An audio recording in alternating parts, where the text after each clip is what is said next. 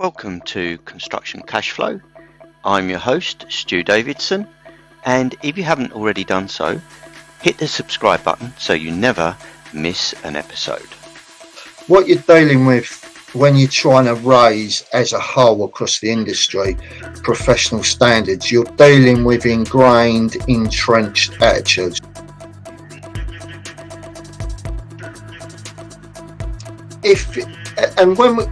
Don't start me on the subjects of contracts, and they're just signing it, and I think, oh God, you know what I mean? It's awful. It is real. It's it is the Wild West. Listen, mate, it's the building game. It's hard. If you don't like it, it ain't for you. Right, there you go. Get out there. If you don't want to do it, get your tools. Fuck off. Someone else will be here tomorrow doing it.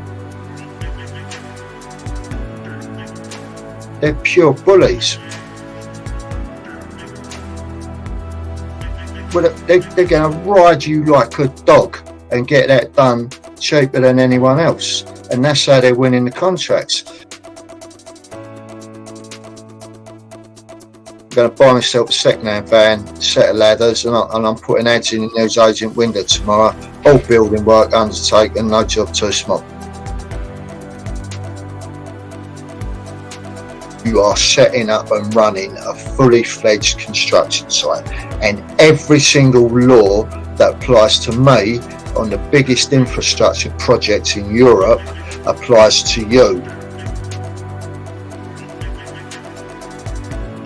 So these blokes are turning up with all good intentions, but they're walking into a world of contracts and retentions and phrases like smash and grab and EOT, and you need to submit me a 4-week look ahead, and we're behind, you know, so we're giving you a pay less notice. And the bloke's walking around with his head spinning, because not only has he got to find wages for 20 blokes who I'm paying every week, right, he's still got to have money for himself. He's got to order the gear, and then he's just lost.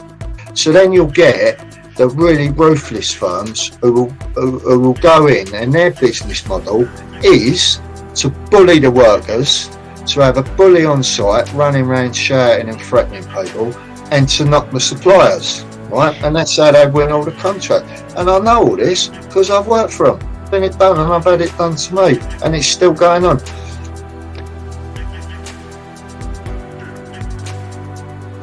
So then they brought in this M&A manager, and he said, I've worked for this lot for 30 years. He said, and their business model, right, this is how they do it. And they do it on every job, and they do it to everyone. They'll take you on, they'll promise you X amount. First month you'll get it. Second month will be 5% short. You'll ask why, they'll come out with something. Well, it don't matter, it's only 5%, I'll get it next month. Next month, it's 10% plus the 5%. Now it's 15% you're into them. Now they start to get a bit aggressive, right? But you're thinking, hold on, you know, there's 2 years work here, we're only 3 months in, we'll sort it out. And before you know it, you are into them for so much dough that you can't walk off. And now they're bang on you.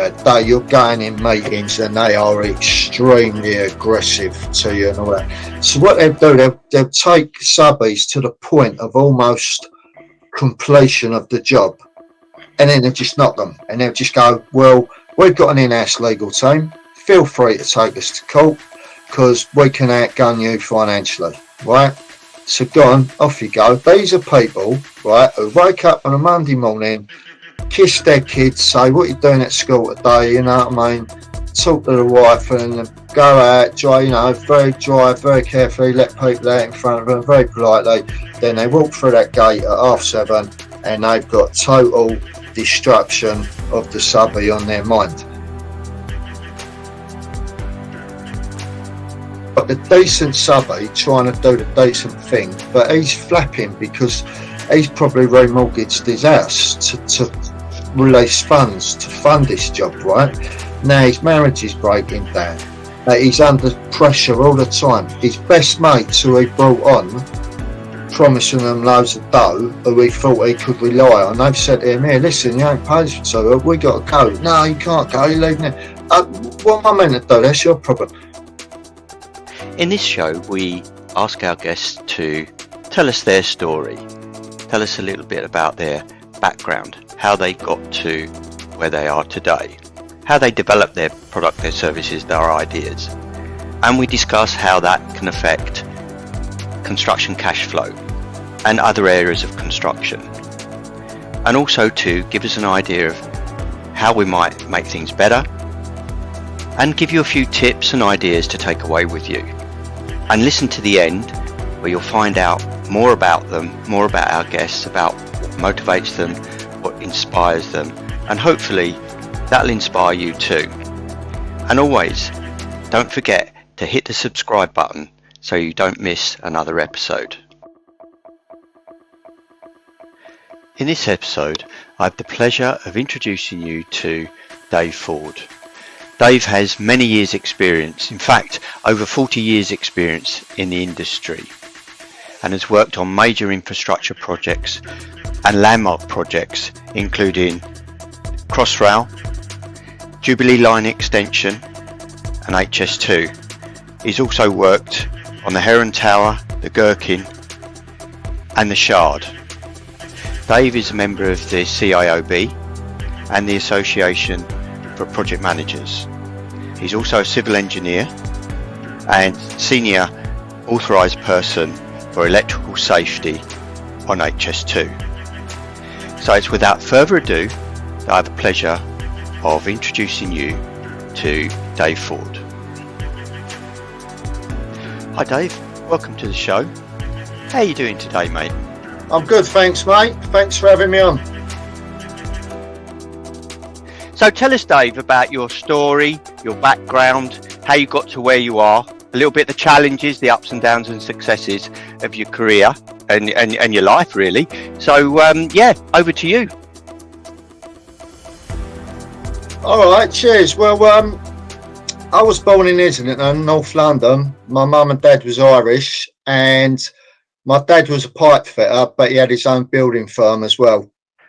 And he always used to do bits of property development in the background as well. Now, I probably didn't have the best mentor because my dad was an alcoholic and a thief. So there weren't a lot of professionalism, and there certainly weren't any health and safety. But, you know, this was back in the late 70s. So perhaps the less said about that, the better. But anyway, when I was 16, I'd done my time as a spark, and I was working for my old man.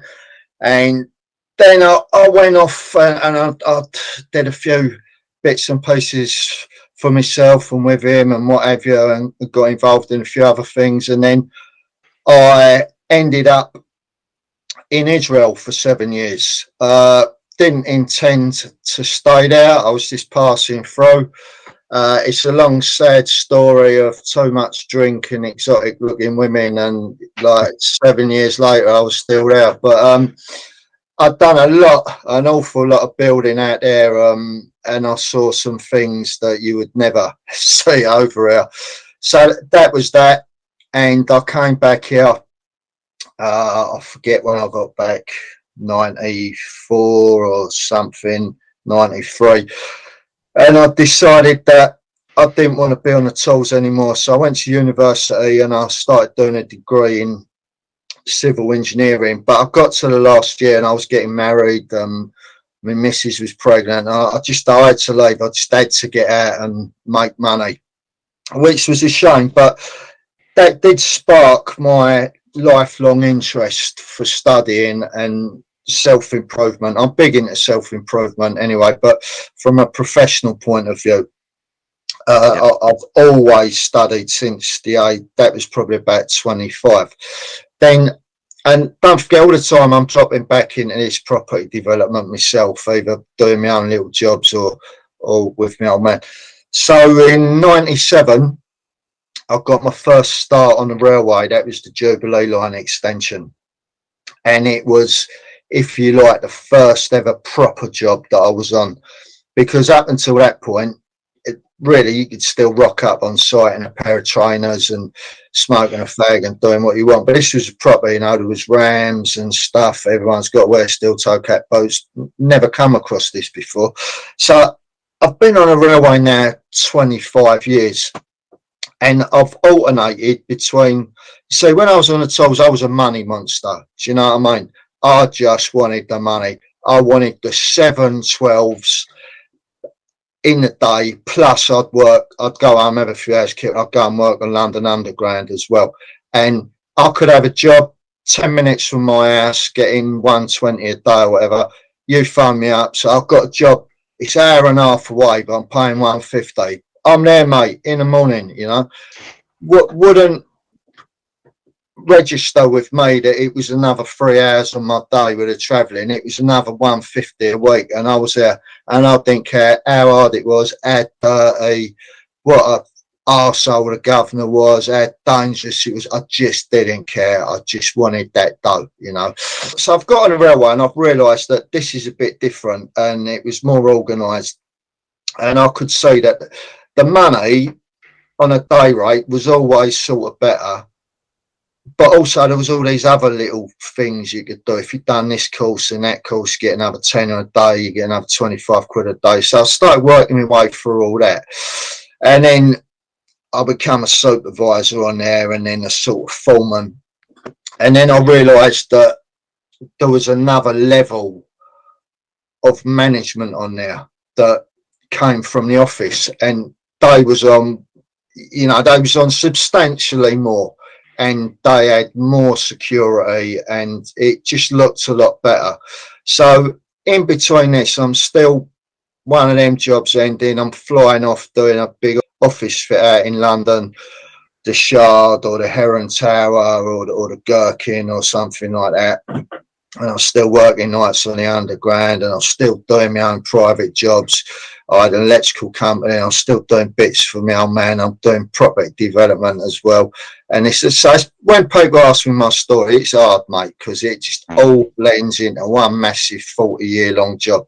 You know, when people say, how many jobs have you had? Honestly, I don't know. It's in the hundreds, you know. How many sites you been on? I ain't got a clue. So anyway, bringing us up to sort of present date, then in about 2015 I got on Crossrail, and I stayed on there for nearly 6 years.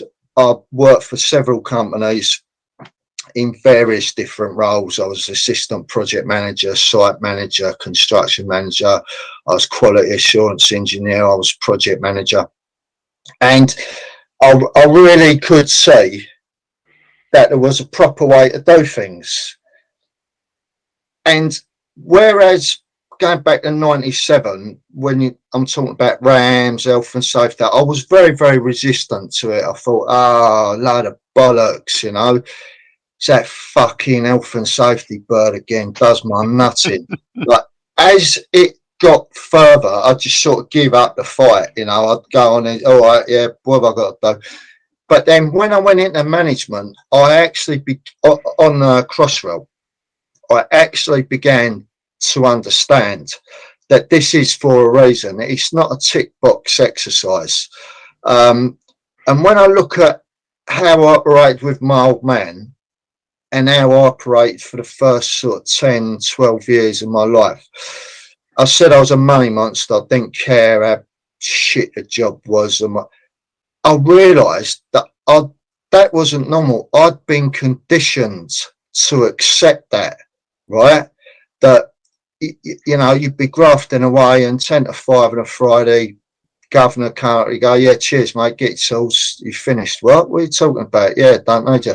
You know, and I'm doing that long old slog to the train station with my tools on my shoulder, and I'm flying out. And when I look back at the amount of injuries I've had in my life, I mean, I've had some really serious injuries. Twice I've almost been killed.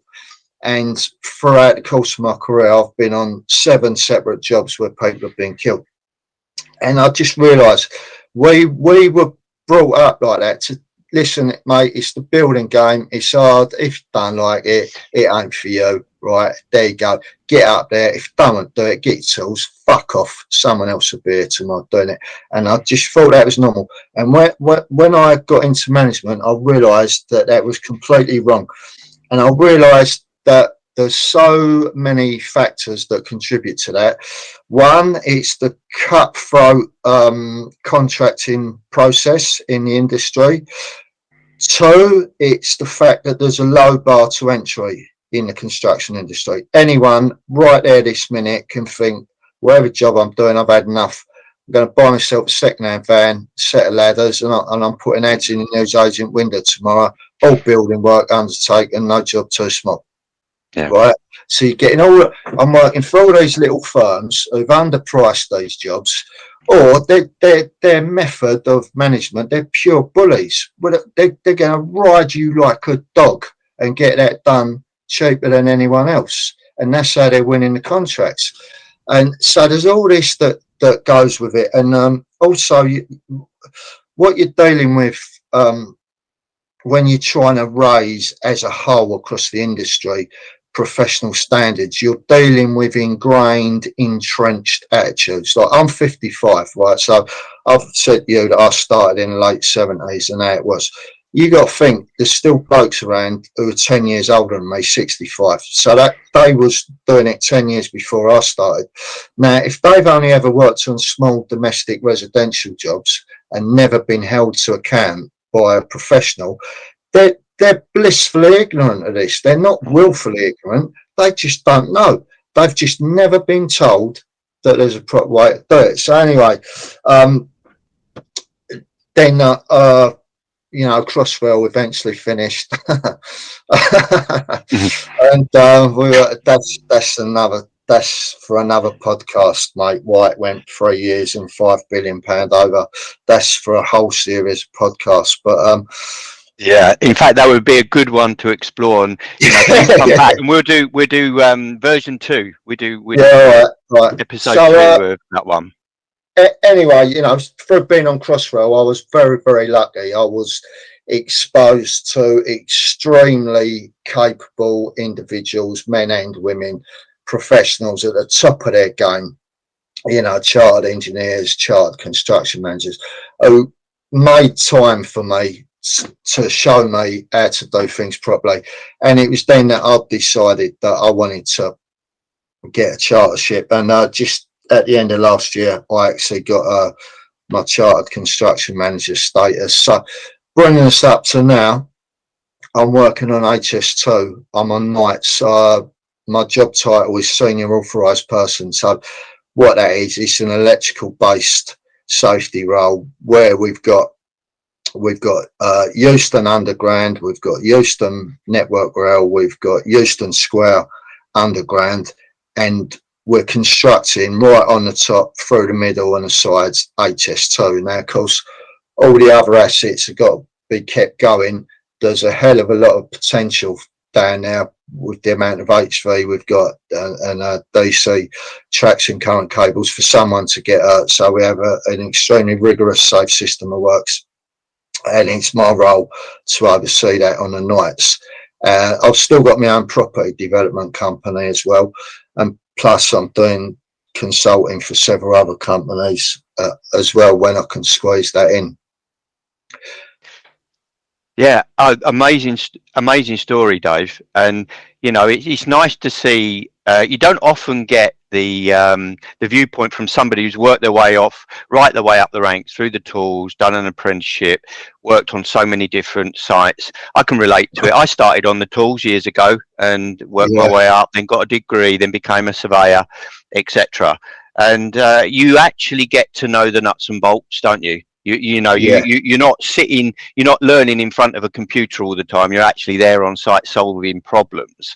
And it's so much different when you see it and you're talking to people and you can kind of see the patterns of, over time, you see the patterns of things. Do you find that with your work? Because some of the work you're on, the HS2s,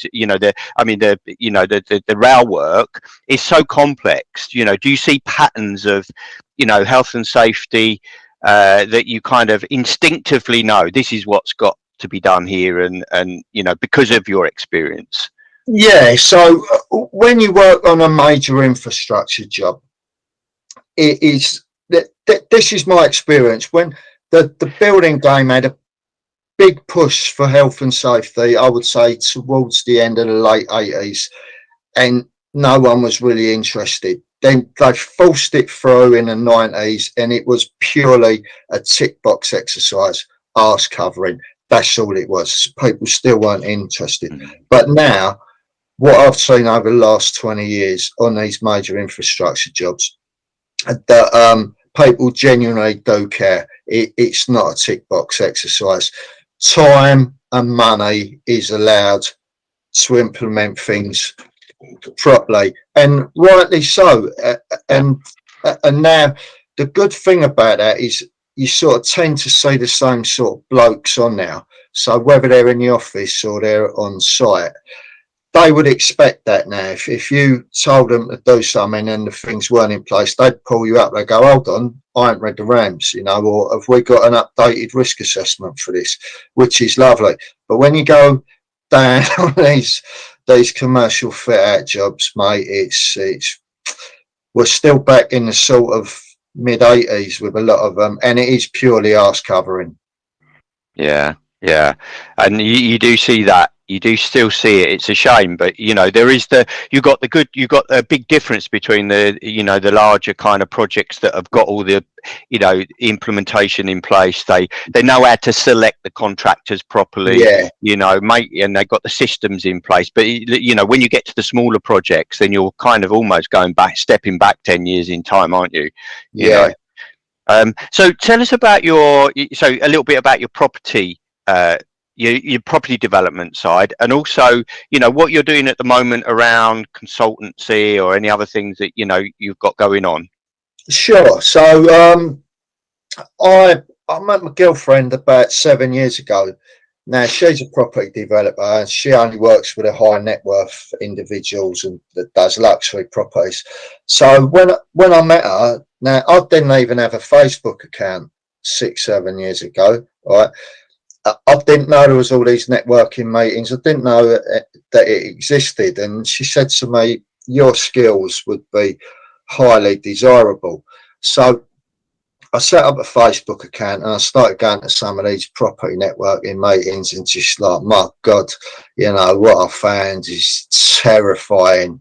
Oh God, you know, there's these courses out there, these 3-day courses, these 5-day courses that will take $5,000 off you and send you on your way, completely telling you that you are now qualified to do extremely complex property developments involving high risk activities, demolition, excavation, God knows what. And there's this flippant throwaway comment at the end of all of them, just find a builder. Oh yeah, where do I find a builder then?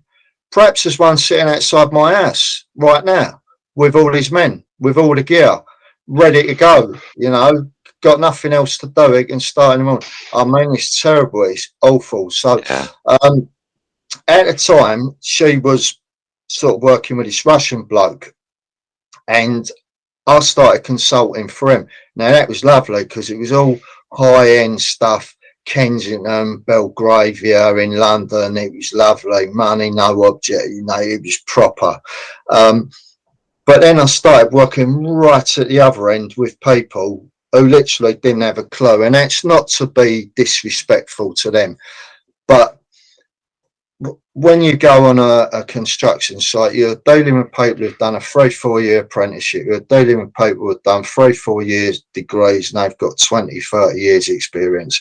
And you cannot do a 1-day course and join a Facebook group and call yourself a developer. You just can't, right? So how I work with them, I'll look at their project. I'll look at what their costs are, how they've done it.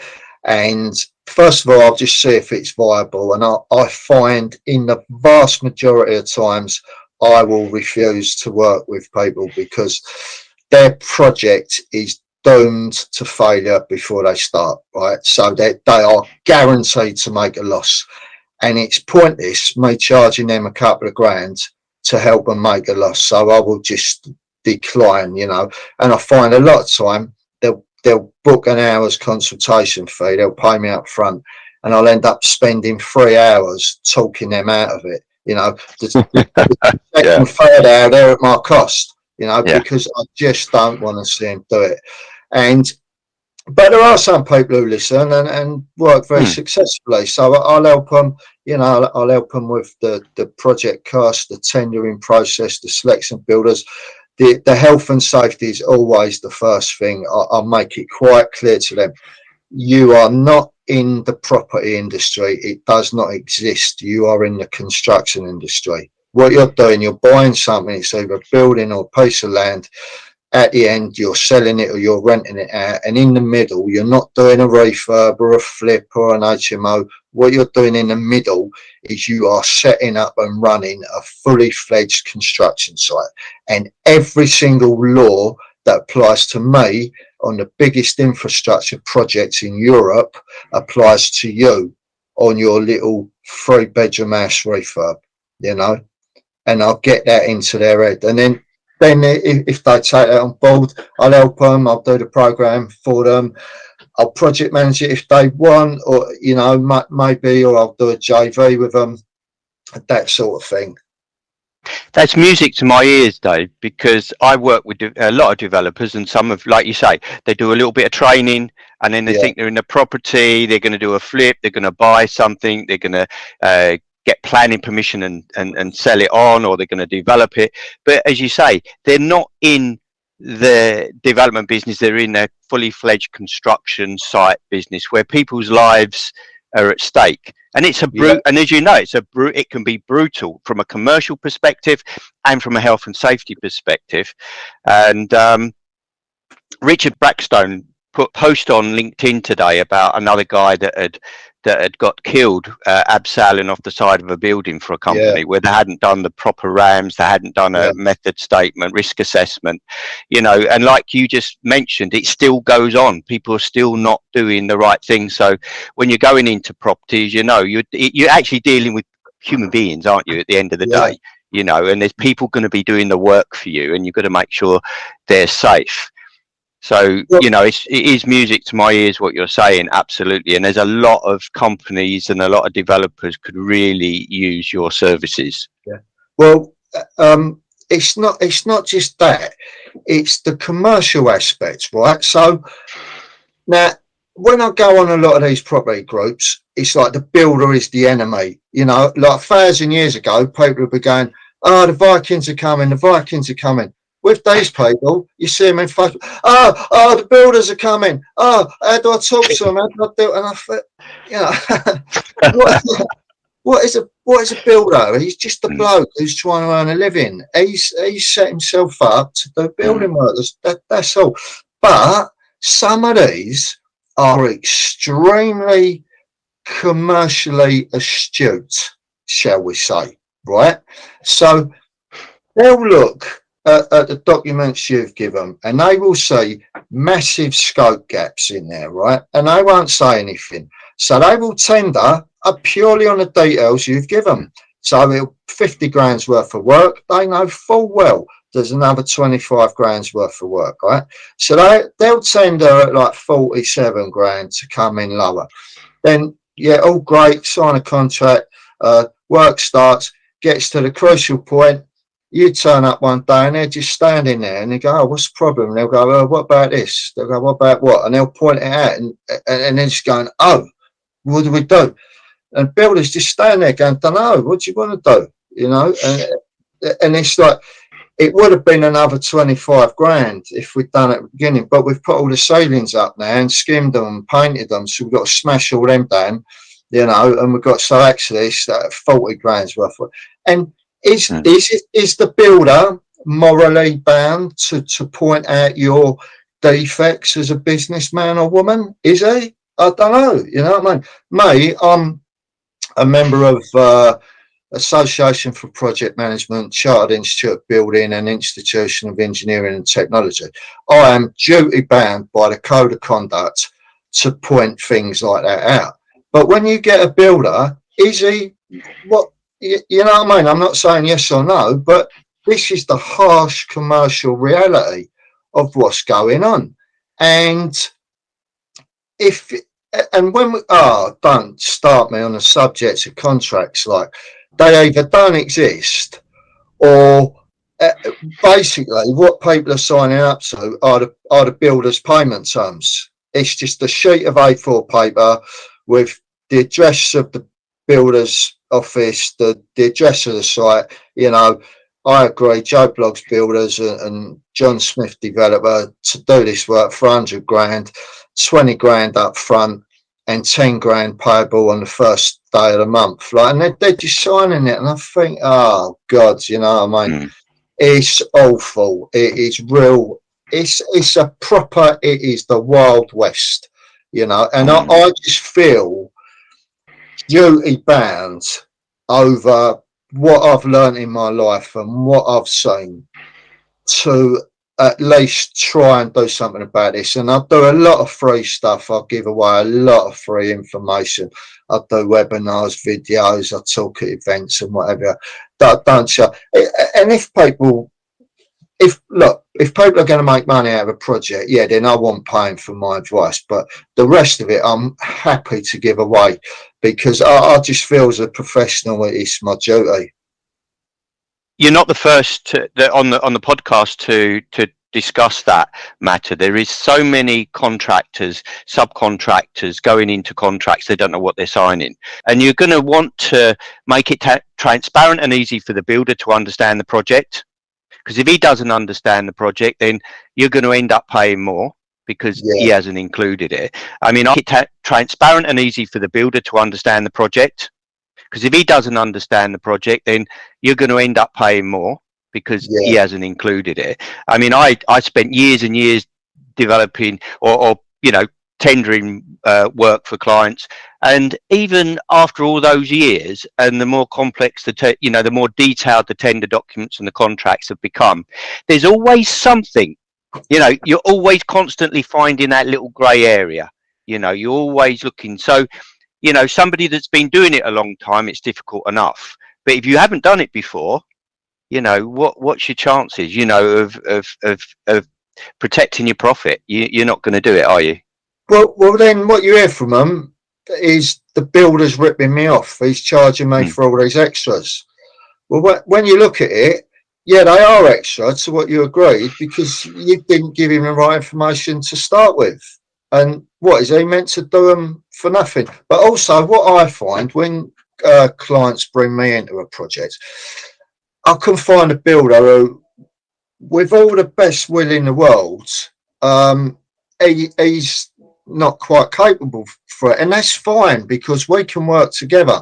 Because then I can point things out to him that he's not aware of or he's missed, and or I'll just say, "Hey, you can do that, mate." He'll go, maybe it's a bit of pointing on the ridge of the chimney. He'll go, "Yeah, I'll just jump up there, get ladders up there." I'll go, no, you can't do that, mate. Like, you know, you got to have a MUP or a scaffold. Well, I can't do it. And I can point him to the CDM regulations, and he'll go, well, he'll come back and go, well, that's going to cost me. And then I can go back to the client who I'm working with and go, look, there's an additional cost there because to comply with the regulations, he needs to bring this in. He's not having you over, you know, but also if you allow him to jump up there on a ladder as a client, you could be held responsible. So it's not like they bring me in. It's not like people phone me out, go, here, Dave, you know, got this project, few problems with builder. I go, hang on, you know, roll me slow. I'll be down there, I'll sort him out. It's nothing like that. You know, I go down there, just all right, mate, how's it going? What's going on? I understand there's a few problems there. And he can talk to me on a level that perhaps he can't talk to the client on. And it is all about working together. And it is, you know, communication on a site is a massive thing. I have sat through, oh God, numerous interface meetings on big projects, and I've just listened and I thought, you know, you got the client over there or the tier 1 and we're the tier 2 or whatever. And I just listen, think, are we, like, we've all been here for a year, you know, are we actually talking about the same job? Because it's just, so communication is key. Yeah, yeah. And you hear a lot of small businesses, you know, you mentioned at the beginning about, you know, they're a tradesman that suddenly find himself running a business. You Yeah, know, he doesn't really know about business that much. You know, he's just going to employ guys to do the work, so he's not necessarily worked his finances out properly, you know. And what do you think they could do? What do you think could be done better to improve the cash flow on construction? Because you quite often see the main contractor side of things, where obviously they have their own reasons why they're going to slow down payments, but it may be that the subcontract hasn't helped himself. Maybe he hasn't put the applications in. Maybe he hasn't worked out, you know, maybe he hasn't got his guys there on time. He's not understood the program, or he's not understood the drawings. Contractors get a bad press, but sometimes, you know, the subcontractors don't help themselves, albeit main contractors, depends whether they're construction people, whether they're developers, whether they're just interested in investment, they're using the supply chain to fund their type of thing. What do you think could make it, or, you know, maybe a couple of things where, you know, subcontractors could make it easier for themselves to get paid, and really what main contractors could do to help the system a bit?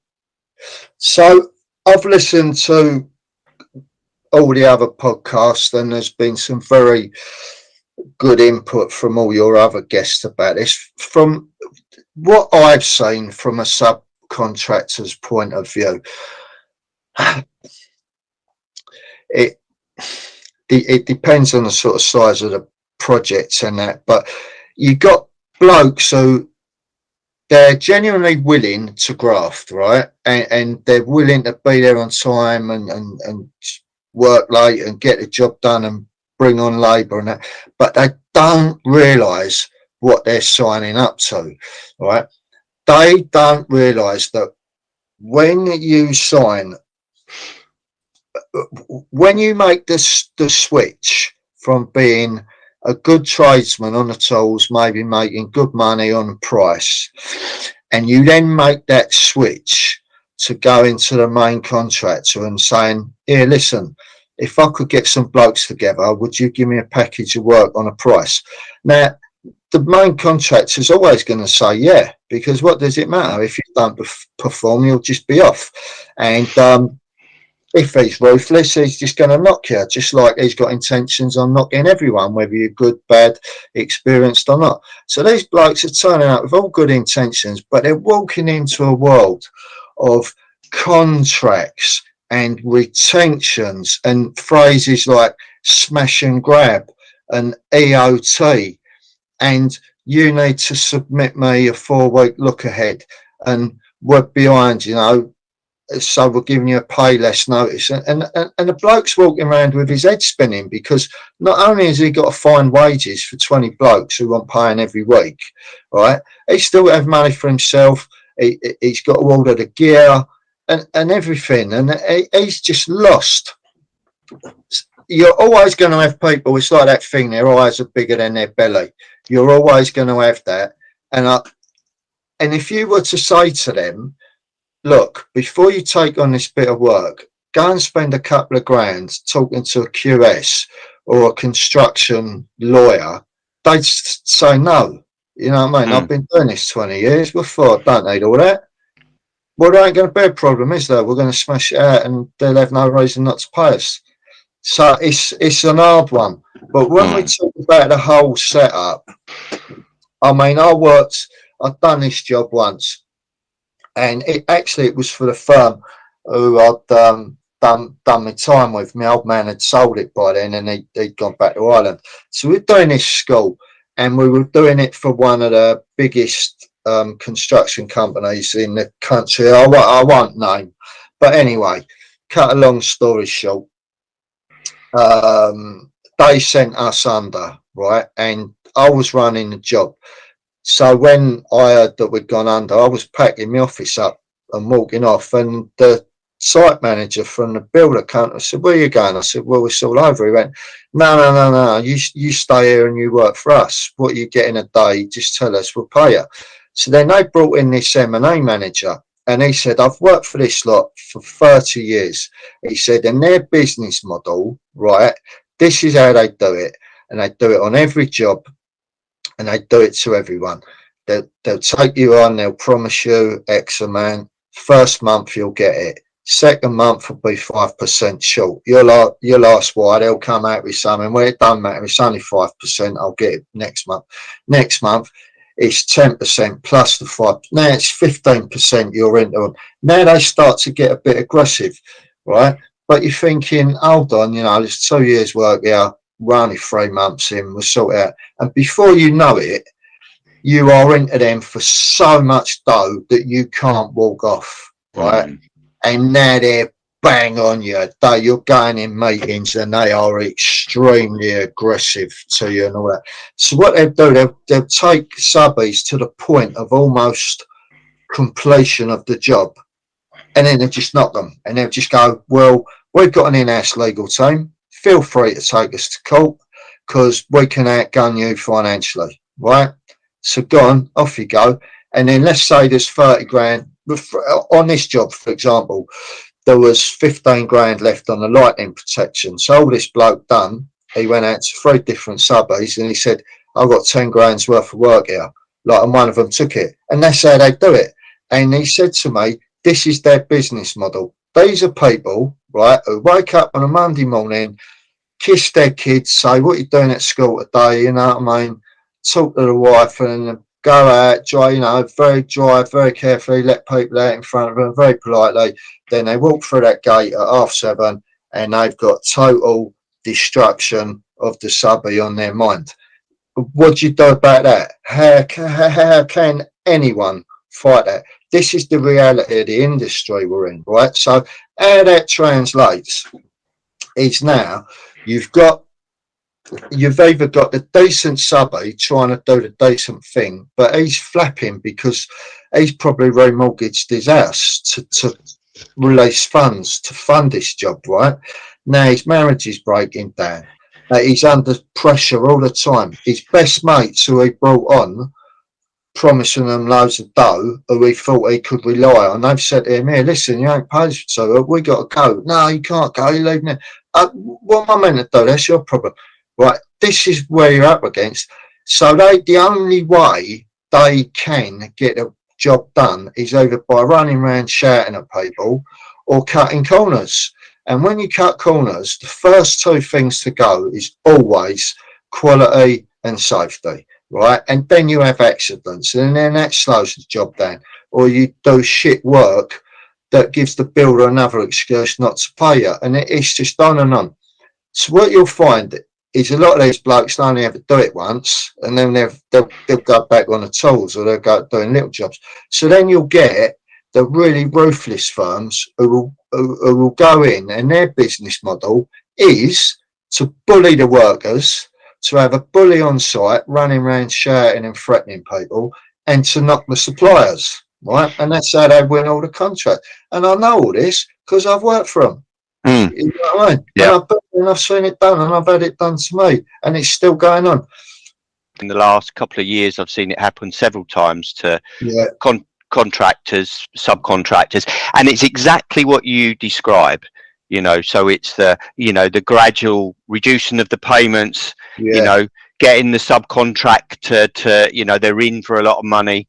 I've known one subcontractor, so he's on 54 days payment. Yeah. He's got to pay his workers every week.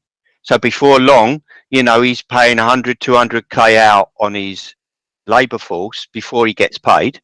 Yeah. And when he comes to get the application, puts his application and get paid, the main contractor's finding ways of reducing that payment, so he can't pay his blokes anymore. Yeah. So what's he going to do? And at the same time, so the main contractor's not managing the site properly.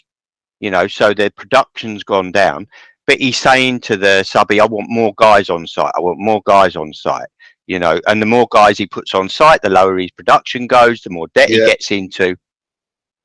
And the only option he's got quite often in the contract, so the contract doesn't allow him to walk off site in most Yeah. cases, even though I would say sometimes it's better to cut your losses, but it doesn't necessarily put you in a better position. So he ends up having to go to adjudication because that's one of the mediation or alternative dispute resolution. But quite often it ends up that, but the thought of going to adjudication, this is what's kind of, I think, that's wrong with dispute resolution. The thought of going to adjudication when you're already 250 grand down, you're worrying about paying your blokes. And like you said, you're remortgaging your property. Your family's nervous. You're nervous about what am I going to do? The last thing you want to do is be faced with a 50, 60, 70 grand adjudication, or even start that process, because it starts off, doesn't it, as, yeah, it's only going to cost me a couple of grand getting an opinion. And then it goes up to, 5 grand, then it goes up to 10 grand, then we get a solicitor, then we get a barrister. And the problem is with it, you get to adjudication, it's all on the adjudicator's decision and his experience. They can get the decision wrong. And in fact, I would go further and say that even if things go to court, the judge, if it's an extension of time, for example, and we've trying to work out cause and effect from 6 months ago, then that decision is going to be wrong, whatever it is, because one side's going to still disagree and one side's going to agree. So it's got to be a wrong decision, whatever you look at. So the one situation that I can recall is that there was an issue that this subcontractor was owed £500,000, and everything was on the line. His property, his business, everything's on the line. Everything he'd worked for the last 20, 30 years is all on the line. It's a big sum of money. So it ends up that he's ends up with a barrister, with expert witnesses, both sides. It was a large contractor, main contractor, that it's loose change for them, so they're not worried about it. And the top construction barrister goes to adjudication. The adjudicator's making sounds that it will be a decision in your favour. What where that is on the scale, we're not quite sure yet. Anyway, come the day of the decision, he awarded the subcontractor zero. Wow! How can you? How can you? And it went back to the barrister. The barrister said it's the wrong decision, and I'm not going to mention the appointing body, but they made a complaint to the appointing body, and the appointing body put their hands in the air, said we can't really do anything about it. So there's something dysfunctional about the system for, particularly these guys, where they're not lawyers, they're construction people, they're putting, they build buildings, they put in electrical cables, they put up plasterboard, and then they find themselves in a business situation and they're getting kicked all over the place. And so when you consider that 95% of construction is carried out by these types of businesses, it's something's got to change, isn't it? I think I heard you say on a podcast the other day there should be a sort of free service for smaller contractors to go to adjudication. I really do think that would be a great idea. Might have been Yosef Ewing. Yeah, that's it. Yeah, I think there's got to be something because when Patricia Hayward was on, she was talking about things need to change, and everything she said was so true. But I just thought the problem is the people we're dealing with. I think it's a very, very archaic system. So, for example, this business about retention. Anyway, when I was working on Crossrail, I won't say the names, but Crossrail parted ways with the tier 1 contractor, and because we were the tier 2, our contract was terminated as well. Now we had a tier 3 contractor working for us, and the sums of money involved and the sums of money in dispute were up in the many, many, many millions, the tens of millions. So when you actually look back to, we're keeping 5% of your money in case you don't perform, that was just irrelevant in the big scheme of things.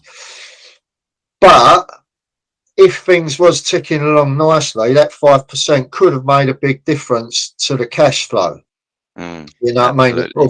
Of us as the tier 2 and of the tier 3. So I think on these big projects, it's a bit of an outdated process. And again, how can you have it that you're going to come and work for me and I'm going to pay you in 54 days or maybe even 90 days, right?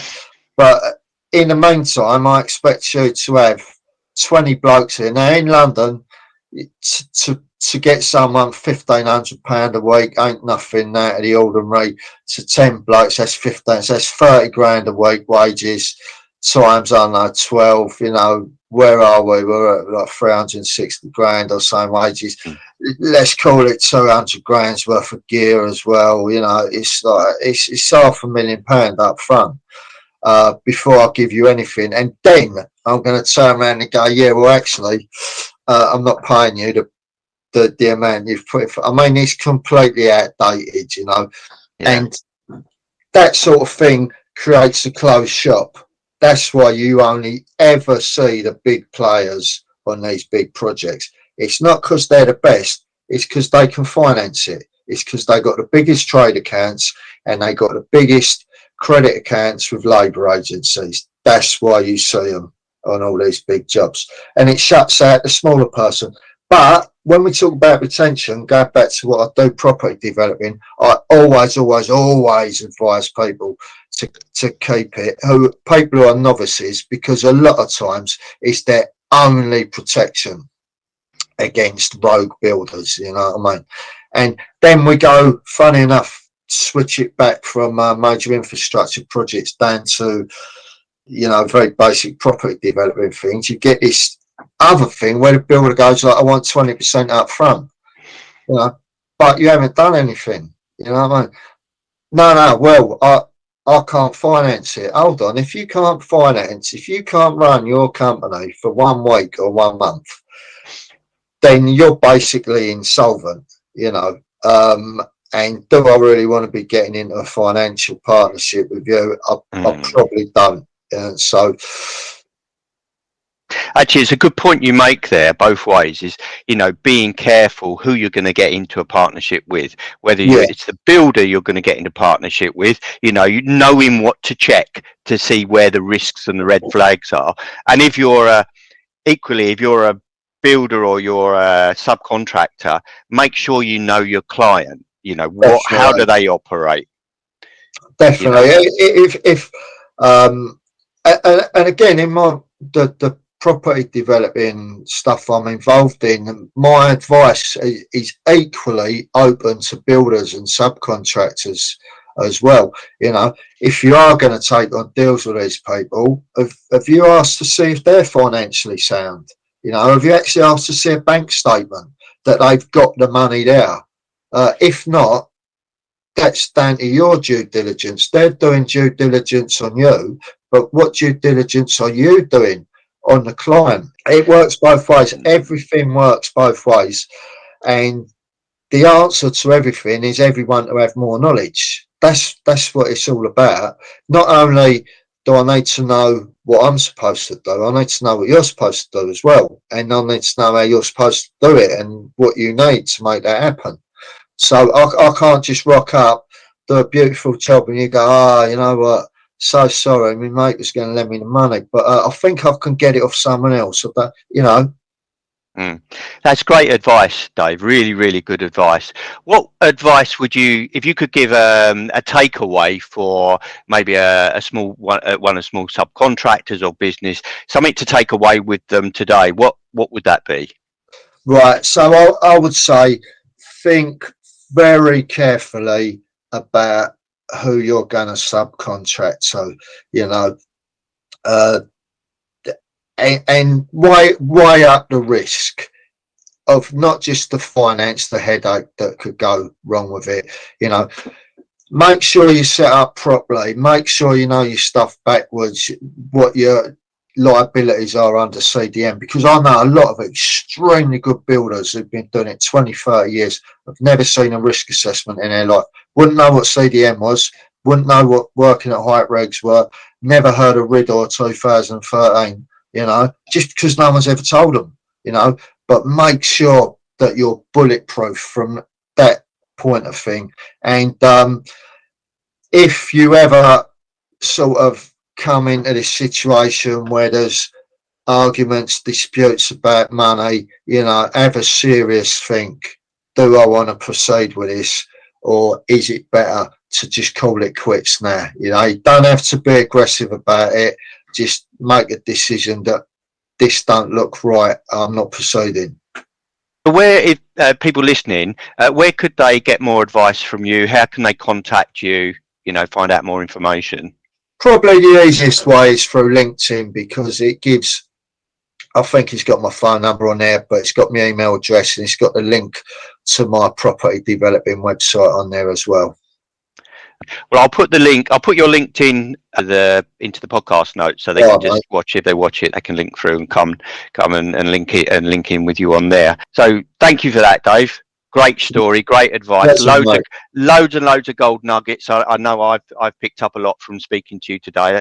So ready for quick fire round then? Oh yeah, do you know what? I meant to look through this and write all the answers down. No worries. So it will be quick fire. We'll do it. It's nice and relaxed. It's a bit of fun. Right. Okay then. I'll go through these. These are quite quick fire. Right. So, how do you start your day? Well, I'm working nights at the moment, but let's just say I was on days. It's always the same. I wake up.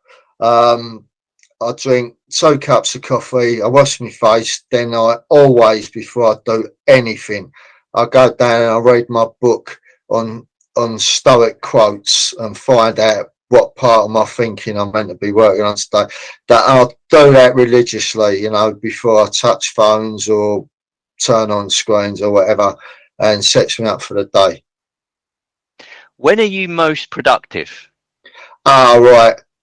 Again, assuming that I'm keeping the same hours ever, I'm a night bird, mate. Always, you know.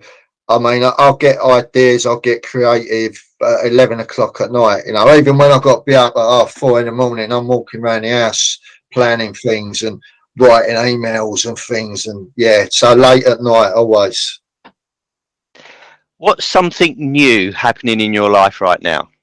Right, actually, I'm working with a company who do infrared heating. I've been interested in modern technologies and MMC and, you know, carbon reduction and all that. So I'm working with them, and I think this is just about to explode. So really exciting times. What does adventure look like to you? Mate, let's just say I had a very misspent youth, and I've done loads of things that are better left in the past. I've had a life of adventure, and just now I'm happy when there's no dramas going on, you know. What thing would you love to do that might surprise your friends and family? Oh, right, okay. I would actually like to be a lawyer. I think you'd make a good one as well, Dave.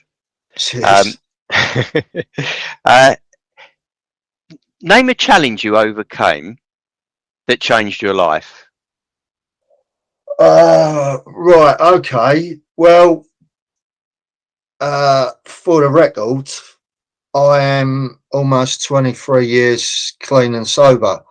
There was a point in my life when I was homeless, sticking needles in my arm, and a lot of other bad stuff went on. So yeah, I don't want to talk about that. Not that it bothers me. It's just most people won't understand, and a lot of stuff is best left in the past. But yeah, that obviously that's changed my life. Yeah, and it's inspirational that you can get from that position to where you are now, and I'm sure listeners will relate to that. There will be listeners going through hard times and tough times and finding themselves homeless, and also, you know, the people that work in the industry, you know, things can turn around. As we discussed, you can go from earning a lot of money to broke very, very quickly, and I'm sure there's guys out here that will listen to that story and that testimony and go, do you know what, you know, Dave got through it, I can get through it. Yeah. So what inspires and motivates you? Right, two things. My nan and granddad. My nan, they're both passed away now. My nan came from Ireland with nothing, and her husband died within 6 weeks of her being here, left her with 4 little kids, and she just cracked on with it. You know, no friends, no families here, never complained. Just got on with it, got on with her life. My granddad Bill, you know, he was in prison during the Second World War, and they let him out on condition he'd join the army, and he joined the Desert Rats, and he was badly injured, and he spent 3 years in a German POW camp, and he came back home. He was a rag and bone man around the East End, and I never once in my life, he was in constant pain his whole life. I never once heard him complain ever about anything. You know, so my property company is named after their initials. But the second thing that motivates me and inspires me, as I said, you know, I've had a long, adventurous life, if you want. I was in the military, and I came out of there with certain skills.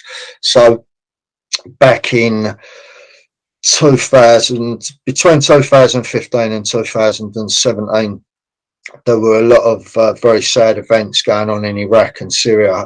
Me and a group of others, we got together and we went out there. We went out there 3 times actually, and we offered our assistance to the Kurdish forces, and we set up a combat medical unit. Like, I'm a trained combat medic, and we've done a lot of good. We managed to save a lot of lives, and we trained just under 2,000 blokes, and we raised a couple of $100,000 in donations for medical supplies. The thing is, though, during the course of those 3 trips, 4 of my good friends was killed. 3 from America, 1 from England, from Bournemouth, and it's them that inspires me, really. That every day I had a very hard time coping with it, and because like I'm taking time off from Crossrail to go to a war zone, and then I'm coming back, you know.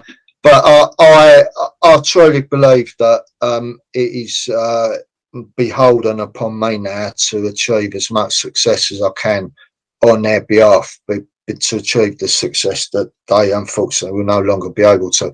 So that's what gets me up in the morning. That's what pushes me constantly, 7 days a week.